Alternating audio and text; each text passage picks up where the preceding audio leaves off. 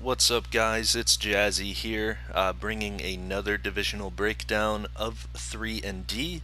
Today we're going to be looking at the Central Division, which features teams such as the Detroit Pistons, Indiana Pacers, Cleveland Cavaliers, the Chicago Bulls, and the Milwaukee Bucks. So we are winding down the off season. The season is almost upon us. So let's go ahead and churn out these last two divisions here. And get our season underway. So, kicking things off here, we have the Milwaukee Bucks. Milwaukee finished last season just 5-11 with Giannis Antetokounmpo on the roster, and obviously their poor performance ended up leading to Giannis bolting for South Beach as he joins the Miami Heat. Turned down the Supermax deal from the Bucks to join the Heat. So Giannis definitely left a lot of money on the table in leaving this Milwaukee Bucks squad. So Milwaukee, they're going to be trying to either retool or rebuild their roster. And they do have some pretty good starting pieces to work with here as they start to revamp their roster. Returning is Chris Middleton. Middleton was Giannis's number 2 guy, and he put up about 16 and 5 a game with 3 assists. Still one of the better shooters in the league. Very clutch guy. He can shoot pretty much from anywhere on the floor. Uses that 6'7" size to really shoot over the defense, and he uses that size to his advantage, scoring inside as well. So Middleton, he could be potentially on his way out of Milwaukee as well. You see that he has 3 years left on his deal, including that player option if he wants it. And I imagine Milwaukee, they might try and offload that contract for some more long-term assets. So even though Middleton's here in Milwaukee currently, he could definitely be on the block, and he could be available for a team that could really use a second or third option. And Middleton's also a great defender as well. So he could be a great fit for a lot of different teams, but as it stands right now, Middleton is still hanging in there in Milwaukee.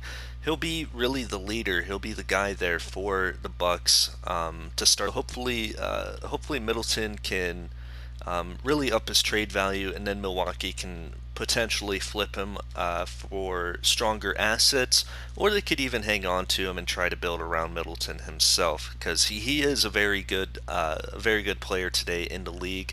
Not quite a superstar, but he is definitely an all-star caliber player. So joining Middleton is Aaron Gordon. Gordon had a very short stint in Denver. As we know, he was traded for Gary Harris to join the Nuggets, and he really kind of struggled in Denver, really struggled to find a role, and that ended up cultivating in a trade to Milwaukee, which sent Dante DiVincenzo out to Denver. And the Bucks bring in Aaron Gordon. Gordon is still young; he's only 25. It feels like he's entering 30. But he's just 25 years old, coming into his 8th season in the NBA. So he's really not even in his prime physically yet. He could definitely still round out his game, become a more well-rounded scorer, and still he has all the athleticism in the world at 6'8", 235. He's an athletic freak. Former I don't know if has he won a dunk contest. I don't think he has, but he's definitely come close. He's been a fixture in the dunk contest ever since he really since he entered the league as a young prospect out of Arizona. So Gordon, he could be on track for a very strong season in Milwaukee, and we'll hope that he can kind of turn his career around. He is expiring this season at $16.4 million. He'll be off the books as an unrestricted free agent in 2022, so he could definitely see a pretty decent contract by next summer. But we'll see if it's Milwaukee giving it out to him or if somebody ends up snagging him. Somebody that might strike out on a guy like LeBron James, Steph Curry, whoever might be available in free agency next year. So joining Middleton and Gordon is Eric Bledsoe. Bledsoe is still hanging around in Milwaukee, just about to exit his prime at 31 years old, and he's had a pretty solid career. His numbers are winding down a bit as time goes on. You see, in season one, he shot almost 51% from the floor, and then almost 38% from three, and 94% from the free throw line. So he was a very efficient scorer in season one, but those numbers tailed off in season two, where he shot just 37% from the floor and 23% from three. And his free throw numbers really took a big hit as well, dropping about 14% from the line. So Bledsoe, with Giannis gone, he's going to have a bigger responsibility in terms of running the offense, taking care of the ball, and really just being that floor general for the Bucks that they need. He can still get it done. He's still a very solid point guard. The shooting isn't quite there. Right now, he's still a very inconsistent shooter, and really seems to flip-flop every other year from being a very solid three-point shooter, and then he drops off the next and really struggles. So hopefully he can have a bounce-back season. And again, he has a team option for next season. He'll be 32, earning about 19.4 million. So Milwaukee, they could decline him. They could also flip him at the deadline. Because that team option would be very valuable to a contender, really, that could use help in their guard rotations. You think of a team like the Miami Heat that could really make a move for Gordon if they're able to work something out financially, because that team option, like I said, could be very valuable for a contender, because Bledsoe's still a very solid player. He could start for you, or he could be an energy guy off of the bench. So Bledsoe, he still has some value for this team. And then next year we have Brook Lopez returning in his 14th season in the league. Brook Lopez still on a 2-year deal. Finishes in 2022 at 34 years old. He'll be getting paid about 13 million both years, almost 14 million next year. So Lopez, he is a bit pricey for what he brings to the table, but he's still a tremendous inside defender, as well as a very good floor spacer as well at that 5 spot. This guy can really start for a lot of teams and provide a ton of defense and shooting to the starting lineup. But what you want out of Lopez, or at least what you want out of guys next to Lopez, is someone that can help crash a glass for him, because he's only averaged about 6.5 boards a game throughout his career, and really the past 4 or 5 seasons, those rebounding numbers have really tailed off as he's become a more perimeter-oriented player offensively. But defensively, again, he provides tremendous shot blocking inside, and he's really just a great defensive anchor. So Lopez is another guy that could be on the trade market for this Bucks team, because a lot of teams still really need that big man to anchor their defense and really hold down the paint, which Lopez can do in spades. And then even offensively, he can come down on the other end and really space the floor for you, and he can still score in the post as well. So Lopez still a very valuable player as well. But joining the Bucks is rookie Brandon Boston Jr. Boston was taken with the 10th pick of this year's draft. What he brings to the table is tremendous size at that 2-guard spot. He's 6'7", a buck 90, and he can really fill it up. He's a great scorer, and a really solid shooter from both mid-range and behind the three-point line. So Boston can really have a strong breakout season for the Bucks. He's expected to step in right away and be a starting 2-guard for them. And he's just 19 years old, so it's really going to be trial by fire for him. They're just going to throw him right in, and hope that he can really kind of develop on his own into a very solid player, because he already brings great shooting and athleticism to the table, and so they have a lot of high hopes for Brandon Boston. But also coming to the Bucks is JaVale McGee.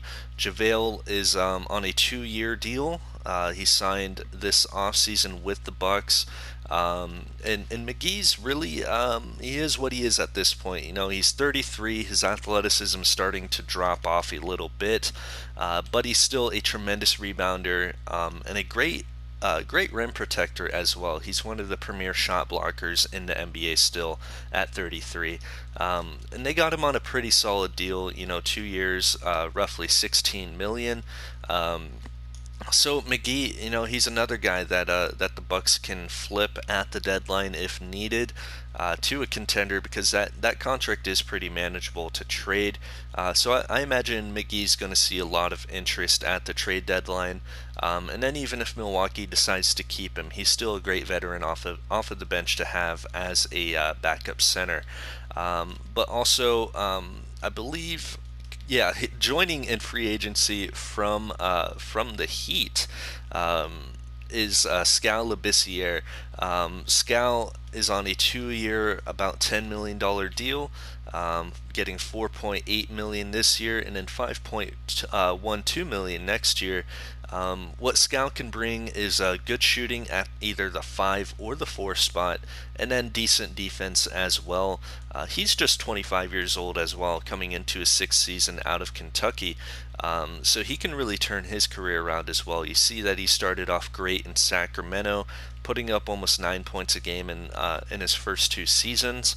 But then he started to tail off in Portland, and then Miami. He really didn't see a whole lot of time. Obviously, with that front court rotation that featured Bam Adebayo and Dwight Howard. So Labissiere can really have a solid breakout season for the Bucks, if given the opportunity. I imagine he's going to be the backup four, behind Aaron Gordon. And then if Aaron Gordon keeps struggling, Labissiere can really step in as their starting power forward, and he could have a decent year for them. So we'll see what happens with him. But rounding out their roster, we have Emmanuel Mudiay, coming into his 7th season. Really didn't see a whole lot of playing time out of Charlotte last season after a few solid years in Denver, New York, and then Utah. So Mudiay is another guy that's going to be trying to really grind and earn some playing time this season and get his career back on track, because like I said, last year he really didn't play a whole lot. So Moody is really going to be trying to prove himself, for a team that really needs some strong backcourt play. He's figured to be that second or third guard in that rotation. He'll probably be off the bench for them, but Moody, he can get it done still. He's taken a gamble on himself at 1 year, just a little over $3 million on this contract. And if he really steps up and has a strong season, he could see a pretty decent payday next season, in the offseason. So we'll see what happens with Emmanuel Mudiay as his career starts to really enter the hot seat. This guy only shot 12.5% from the floor last season in 11 games. So Mudiay struggled last season, especially getting playing time, but that shouldn't be an issue for this Bucks team, who really needs a strong scorer off of the bench in that guard spot, and I think Mudiay can really provide that for them. But next year we have Tim Hardaway Jr., the veteran out of Michigan, entering his 9th season in the league, just 29 years old, so he's still in his prime here. Hardaway's just a great scorer off of the bench, can really shoot from any spot on the floor. So Hardaway, he's going to be spelling Chris Middleton and Brandon Boston at that 2 or 3 spot. So hopefully Hardaway can also get his career, not necessarily back on track, because he's kind of been in the same spot the last 2 years. But this is a guy that was averaging, 14 and a half, 17 and a half, and 18 points a game from 2016 through 2019. So he's a proven scorer. We'll see if he can put up strong numbers off of the bench or even in the starting lineup for this rebuilding Bucks squad. But then rounding out their team, they have Killian Hayes, 20-year-old guard out of France, entering his second season in the league. He was drafted with the 11th pick in the 2020 draft to Milwaukee, put up about 8.5 points a game last year, so a pretty decent starting campaign for him. But he really needs to improve those shooting numbers. You see, he shot just 36.8% from the floor last year, and then 32% from three, which is pretty decent. But you really want to see that production from the floor overall really improve in his second season as he gets his career underway. But what Hayes brings to the table is decent shooting. He's a very strong athlete at 6'5", can play either guard spot. So this is another guy that could see a lot of minutes off of the bench for them, and if he really has a breakout year, he could end up starting for Eric Bledsoe at that point guard spot. But then they have veteran James Johnson at 34 years old, entering his 13th year in the league. Had a stint with the Cavaliers last season where he really shot the ball pretty well and scored about 5.5 points a game, along with 3 rebounds. So Johnson, just a great veteran presence to have off the bench. They also bring in Jeff Green, another strong veteran at 34, entering his 14th year in the league. And this is just another guy that can really shoot and provide some inside scoring for them as well. And then they have 41-year-old Jamal Crawford entering his 21st season in the league. Crawford at this point really best suited as a reserve guy, just kind of a mentor for the young guys. But he can still get it done offensively. He can still score pretty well and shoot the ball from behind the arc or from mid-range. So Crawford, he's a great veteran presence to have. They really rounded out their roster well with some of those vets. So Milwaukee, even though they lost Giannis, they could be somewhat competitive this season, but it's likely going to be a rebuilding season for them. And what Cunningham brings to the table with that tremendous size at 6'8", 220 is excellent inside scoring. He's a tremendous athlete, he's a pretty solid shooter as well. He could really come in and be a pretty good jack-of-all-trades guy, kind of like a Luka Doncic running that point guard spot. But what really sets him apart from other prospects is his elite playmaking ability. This guy's going to come in, he's going to average at least 7 assists a game running that offensive unit for the Bulls. And he's going to come in, and he'll also be a tremendous scorer as well. So really high hopes for Cade Cunningham, the first overall selection of this year's draft. This guy has just all the potential in the world. He could end up becoming really an MVP caliber type of player in Chicago. So they're very excited to have him.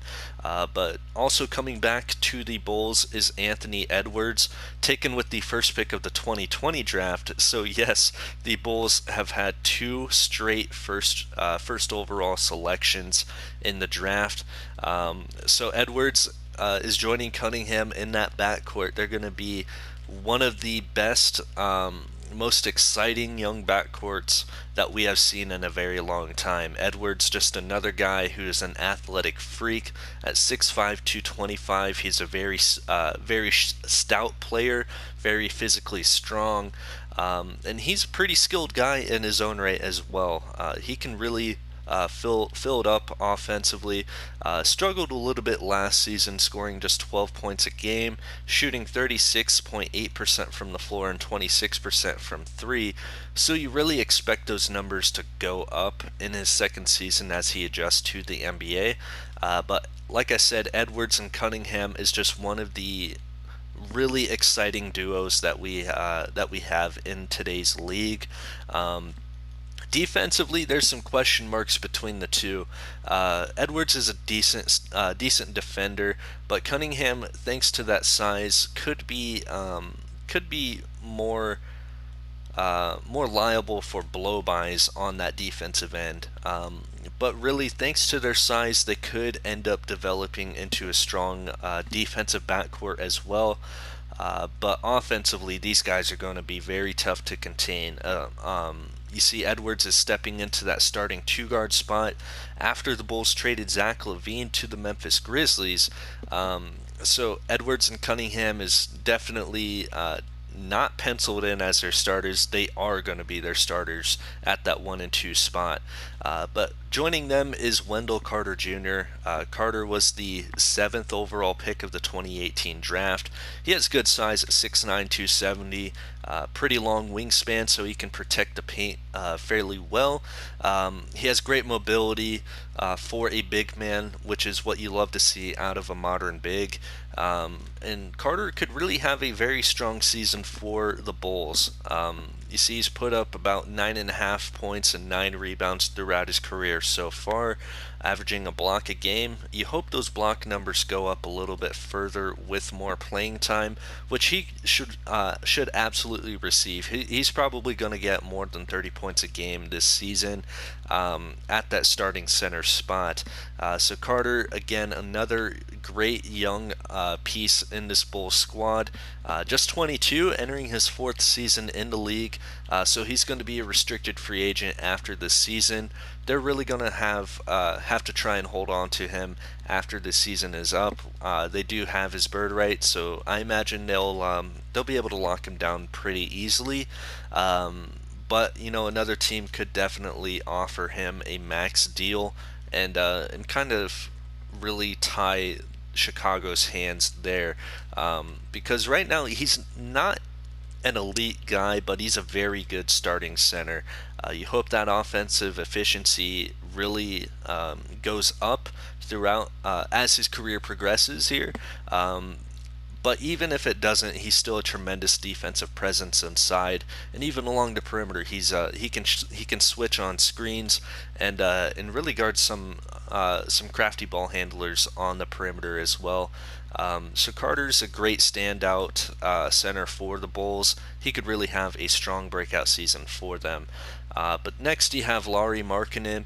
Markkanen signed a big extension with the Bulls after I believe the Pistons, I want to say, gave him a max offer sheet, which he ended up signing.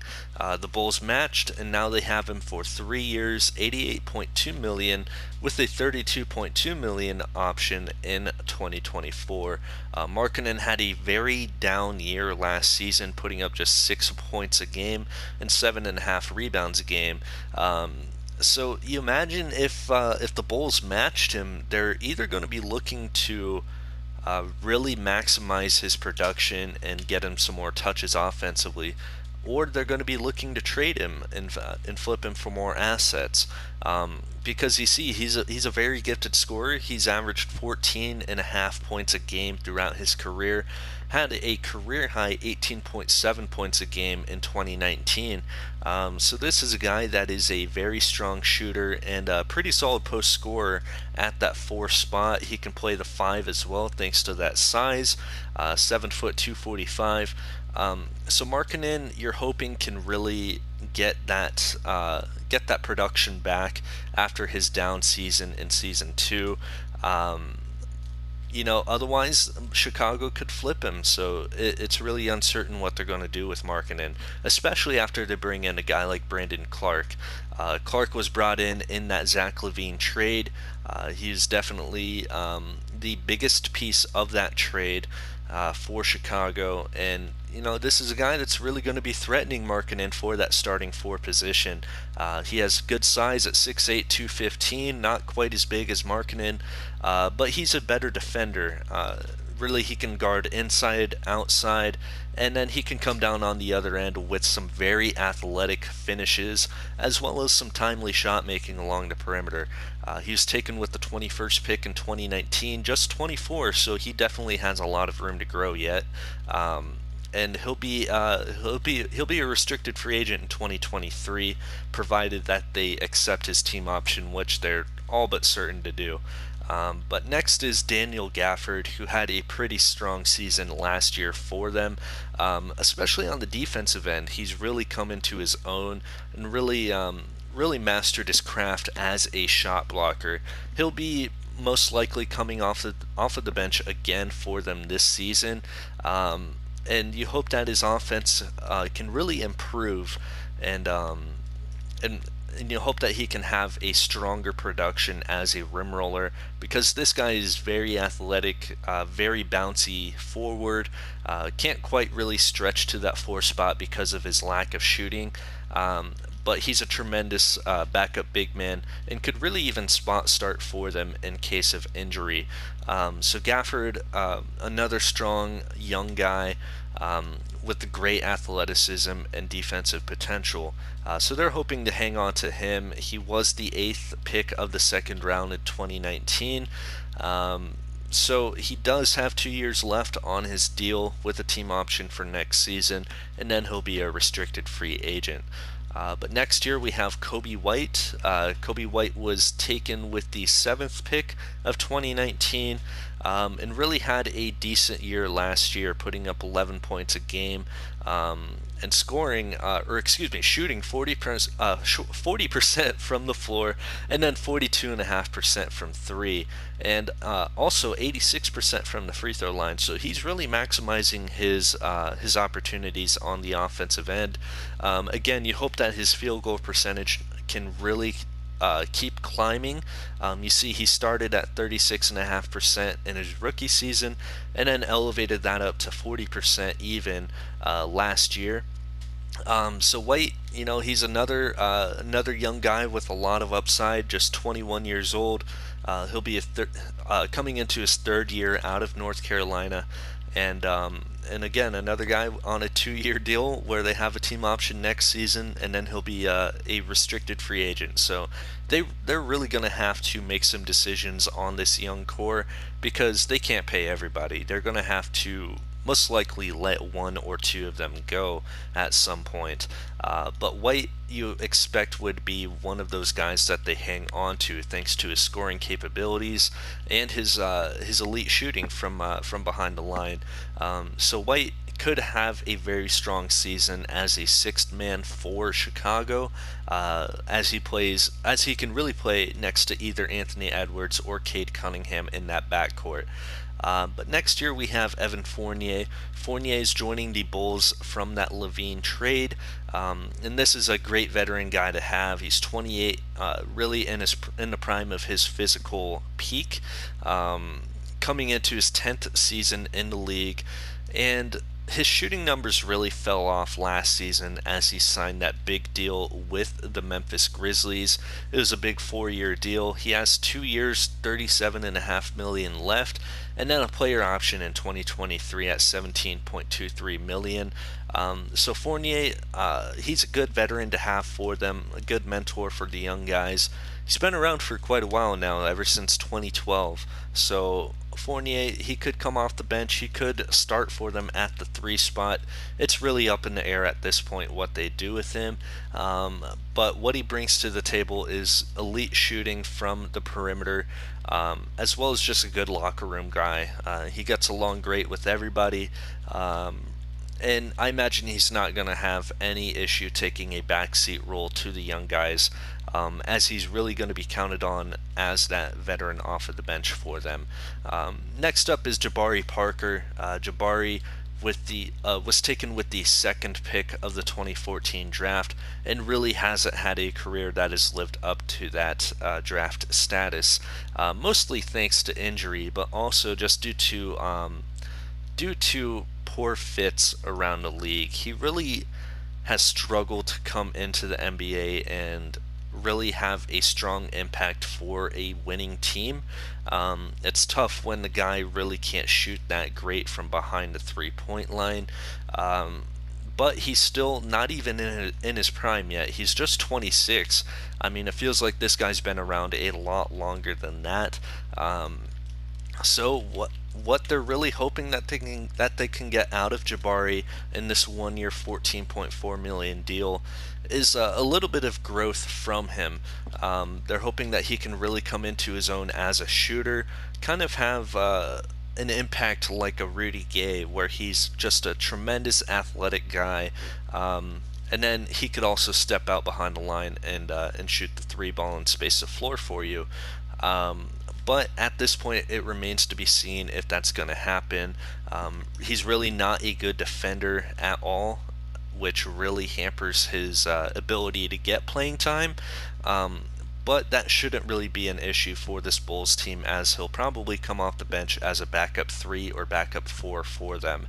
But next up is Dennis Schroeder. Schroeder also signed a 1 year deal with the Bulls on a $12 million contract. And again, this guy had a somewhat down year in Memphis last season after really coming into his own as a bench scorer for OKC. Obviously, his scoring isn't as great as it was in Atlanta, where he was really carrying some of those bad Hawks teams, especially offensively.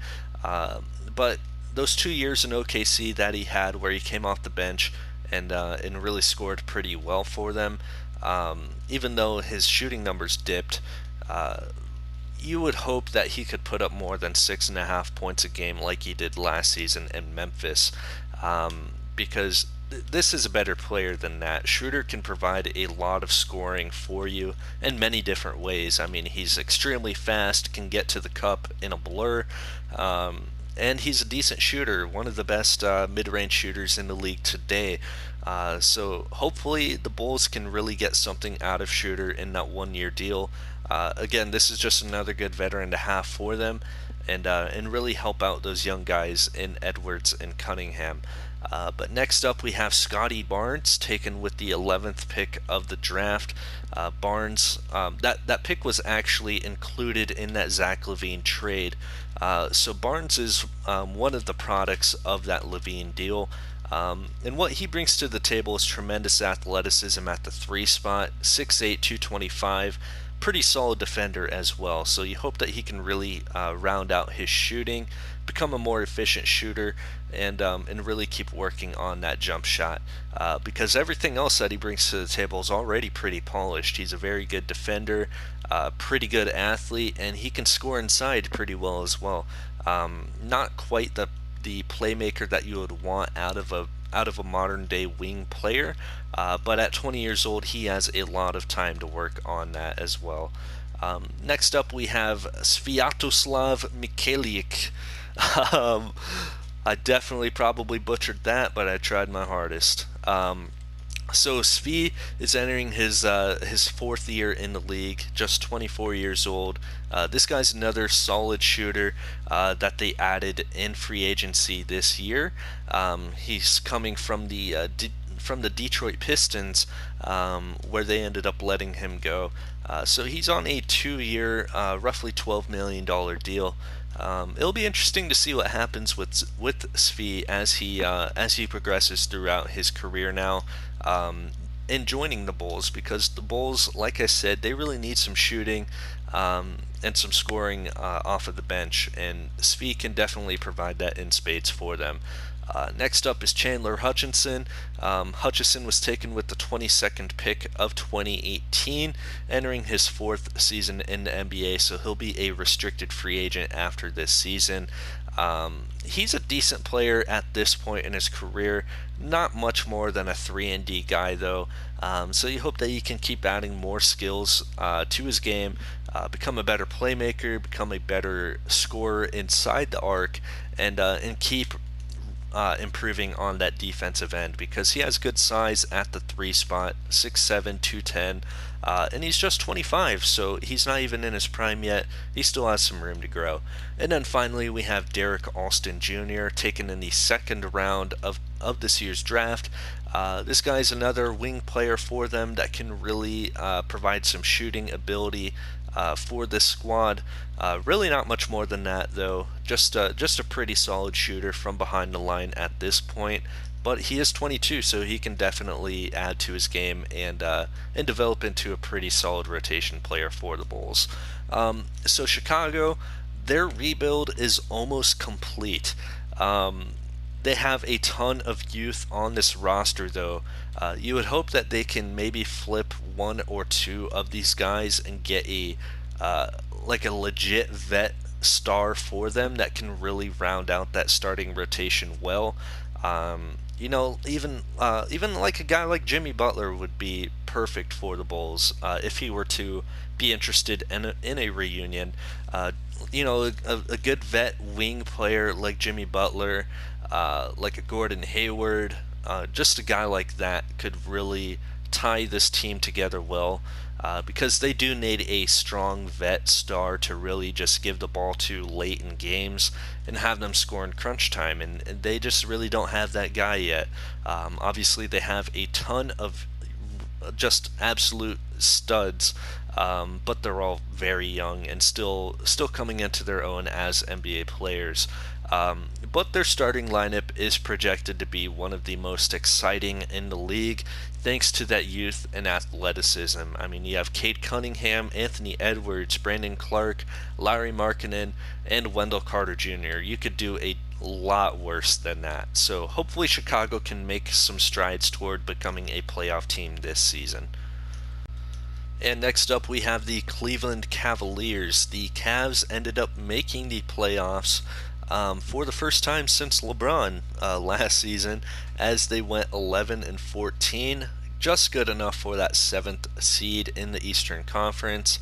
So the Cavs, obviously, the big get for them actually came midway through last year as they traded for Kyrie Irving. They flipped a bunch of their young guys like Darius Garland, Kevin Porter, as well as a bunch of picks to bring Kyrie Irving back to Cleveland, where he started his career as the first overall pick in 2011. So what they get out of Kyrie obviously is just a tremendous scorer, one of, if not the best ball handler in the league. This guy can shake just about anybody in isolation and get pretty much any shot that he wants, whether it be a mid-range, a three ball, or getting inside for a crafty finish. Kyrie can just about do it all. So the main goal for the Cavs this offseason, after their first round loss to the Philadelphia 76ers, was really just adding more to surround Kyrie. They needed some vet guys to really tie the team together, especially on the defensive end, because their defense was pretty lacking last season. But Kyrie,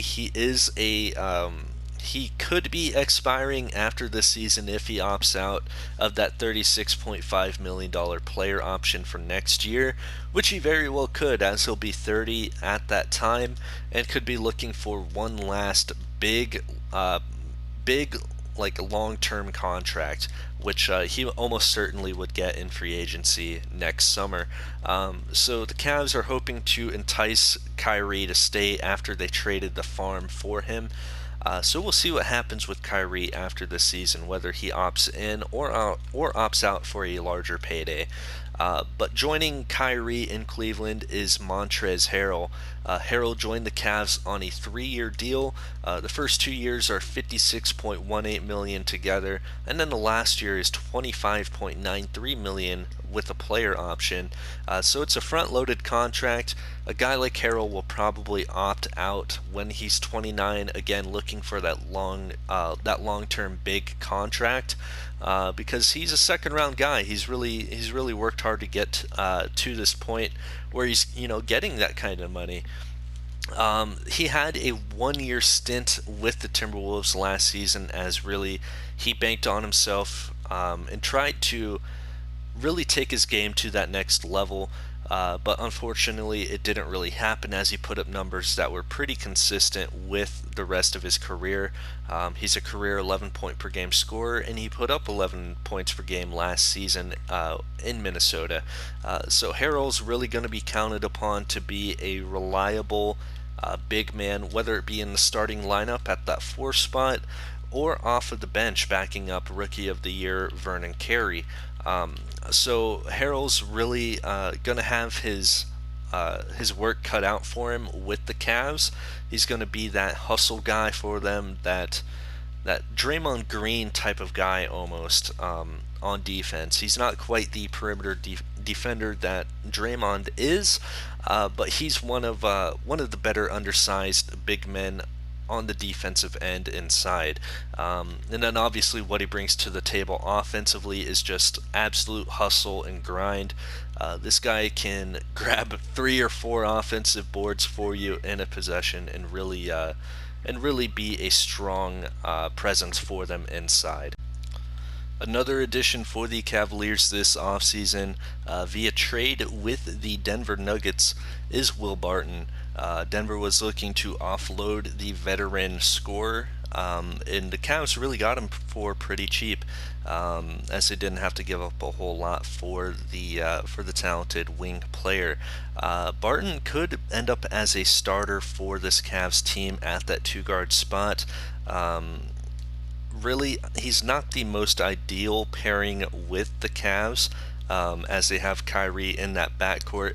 But Barton is a decent defender on the wing, and he's a pretty solid shooter from the perimeter as well. So he can, even if the fit isn't ideal, he can definitely mesh well with Kyrie.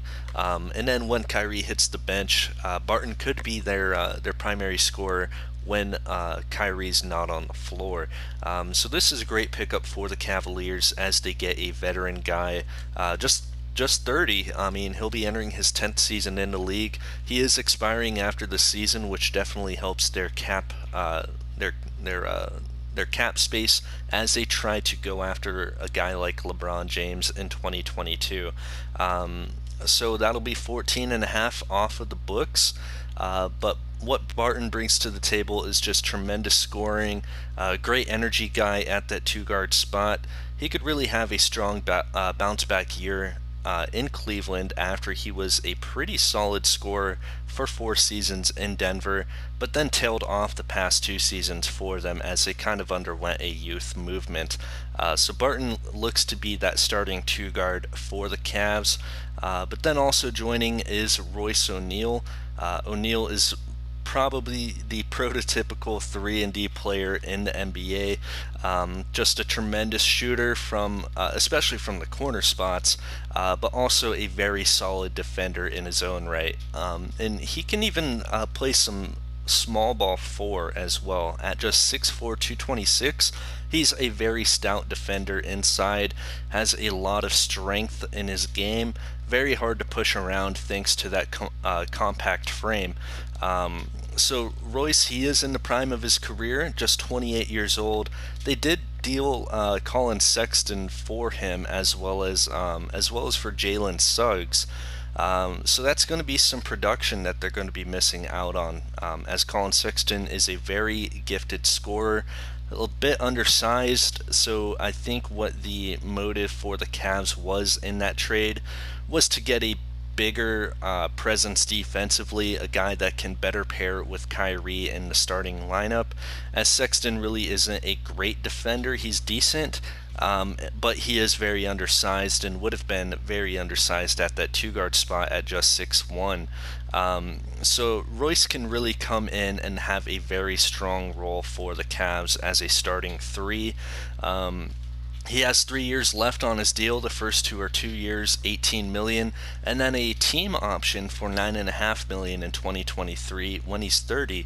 So that is a very valuable contract for a starting level small forward, and one of the better defenders in the league today. And man, this guy can definitely shoot. So he is probably the best ideal pairing for a guy like Kyrie Irving, and then even for a guy like Vernon Carey as well, who struggles a bit on the defensive end but is an absolute beast in the post on offense. So he can kick out to a guy like Royce O'Neal, who will be wide open in the corners on any doubles, and he'll definitely make the most of those opportunities for the Cavs. But then next year they also added Mo Harkless. Harkless had a brief stint with the Clippers, and then another 1-year stint with the Sixers last season, where his shooting numbers really tailed off. They ended up giving him a 1 year, $10 million deal and a kind of a prove it contract. If he ends up panning out, he could definitely be re-signed by this Cavs team, as he's also a very good defender in his own right, and he can also shoot the three ball as well at a decent clip. So this is another guy that can start at that 3 or 4 spot for the Cavs. And that's another thing that really they tried to surround Kyrie with, is just versatility. All of these guys so far are very versatile guys that can play multiple positions, and they really know their role, and they're very efficient in what they do. So Harkless is just one of those guys that can come down on the offensive end and space the floor for Kyrie, and then he can also come down on the other end on defense and be a very solid defender for them. But then also you have Vernon Carey returning in his sophomore season, put up 19.5 points per game, along with 9.5 boards, 1 steal, 1.5 blocks, and 2.5 assists from per game last season in his rookie year, where he ended up winning Rookie of the Year over James Wiseman from Memphis. It was a very close race, but Carey ended up pulling away with the voters, and he'll be really looking to not bounce back, but really build off of that strong rookie season for them. He could definitely get his scoring up to about 21, 22 points a night. That pick and roll with him and Kyrie is going to be very deadly. And this is another guy that you can just dump the ball down in the post and let him work. If the double comes, he has no problems kicking out to the open man, as he did have 2.5 assists his rookie season per game. Those numbers could drastically go up next season. So Carey, a lot of potential. He was taken with the 7th pick of the 2020 draft. He still has 3 years left yet on his rookie deal, so a very valuable player to have. If he ends up not working out with the Cavaliers, I'm sure that they can definitely flip him for some strong assets, as well as maybe some vet guys as well to help Kyrie out in their pursuit of another championship. But then they also have Larry Nance coming back. Nance had a 1-year stint with the Sacramento Kings, but then was traded back to the Cavaliers, as they have a very stout working trade relationship between the two of them. So Nance could come back and be a very strong presence for them, very strong veteran presence off the bench, or even as a starter at that 4 spot, depending on how they want to run things there. So Nance, a very good shooter, decent defender inside, and really athletic guy. I mean, this guy has some of the most creative dunks and posters in the league today. So Nance, he could have a strong season for the Cavaliers. Just put up 6.5 points a game last season, but he was very efficient in those numbers, and really has been a pretty efficient player throughout his career. So hopefully Nance can keep that efficiency going for them, as he kind of takes on a little bit of a bigger role with the Cavaliers. But then rounding out their team so far, before they get any further free agents to round out their roster, is George Hill, a veteran guard out of IUPUI. He's just making $5.5 million this season on a 1-year deal, as he is 35, entering his 14th season in the NBA. And he's just another veteran guy to have for them that can really provide some stability and leadership for the Cavaliers. He's going to be a very good backup for Kyrie Irving. I mean, this guy is just a true vet. A great pro, good shooter, decent playmaker, decent defender. I mean, not really elite at anything, but good at just about everything. So Hill, even though his career is winding down, he's going to have a pretty solid role for the Cavaliers as that first guard off of the bench for them. And then they also have Jalen Suggs. Suggs was the 25th pick of this year's draft. He was drafted by the Utah Jazz, but then packaged with Royce O'Neal for Colin Sexton. Suggs is a little bit raw at the guard spot, but he is a tremendous athlete, great size, for a combo guard. He's 6'5", 208, so he can play the point or the two guard. Really versatile guy. This is a very good player that the Cavaliers are getting, and he's just 20 years old, entering his rookie season. So it'll be interesting to see what Suggs can bring to the table for them.